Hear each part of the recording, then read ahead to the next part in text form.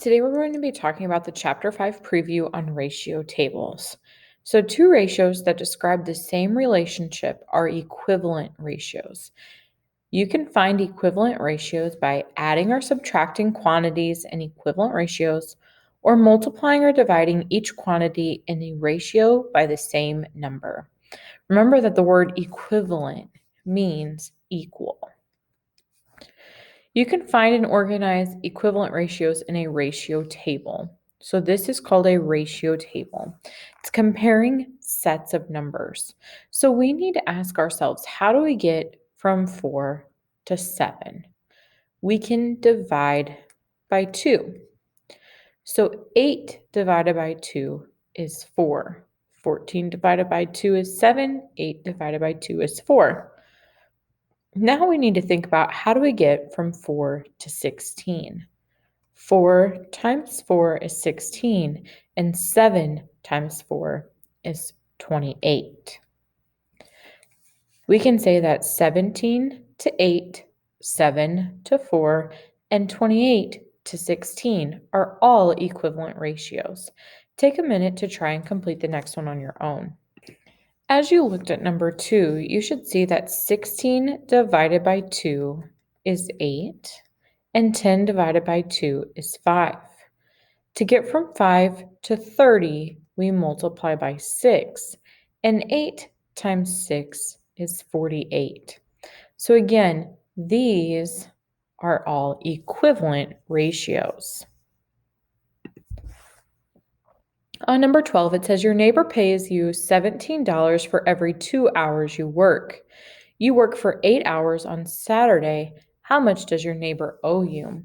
So we'll want to make a table to help us, comparing money or the dollar to the number of hours. We know that we make $17 for every 2 hours, and we want to know how much we're going to make for 8 hours. How can we get from 2 to 8? Well, we can jump directly to 8 by multiplying 2 by 4. 17 times 4 is 68. So we know that we will make $68 for every 8 hours that we work. On number 13, it says for every 3 tickets you sell, your friend sells 4. You sell a total of 12 tickets. How many does your friend sell? We can use the method of repeated addition to help us solve this ratio. So for every time that I sell tickets, I know that I sell 3. 3 plus 3 is 6, plus 3 is 9, plus 3 is 12. My friend, however, sells 4 tickets each time. So 4 plus 4 is 8, plus 4 is 12, plus 4 is 16. So my friend would sell 16 tickets. Go ahead and try to solve the next one on your own. On number 14, I found it easier again to be able to multiply or divide to find my answer. So you can use the repeated addition or the multiplication division. Either way, it doesn't matter. You should still end up with the same answer as long as your method is correct. 5 times 2 is 10, and 2 times 2 is 4. We know that 4 times 2 is 8, and 10 times 2 is 20. 20 times 2 is 40, and 8 times 2 is 16. So the store sells 16 printers. On these last two, it says the first and second place in a contest use a ratio to share a cash prize. When first place pays $100, second place pays $60. How much does first place pay when second place pays $36? Here I know I have to get my numbers to be smaller, so I either need to be subtracting or dividing. If I look at these two numbers, I can see that they can both be easily divisible by 10.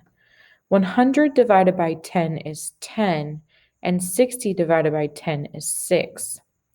Now I can easily identify that 6 times 6 is 36 and 10 times 6 is 60. So they will pay $60 for first place.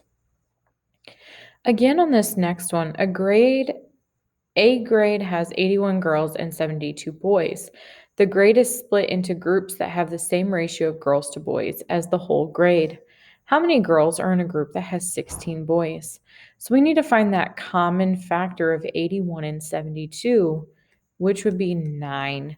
So go ahead and try to finish number 16. When we divide both of these numbers by 9, 81 by 9 is 9, and 72 divided by 9 is 8. Again, we can see that 8 times 2 is 16 and 9 times 2 is 18. So there would be 18 girls in the group and 16 boys.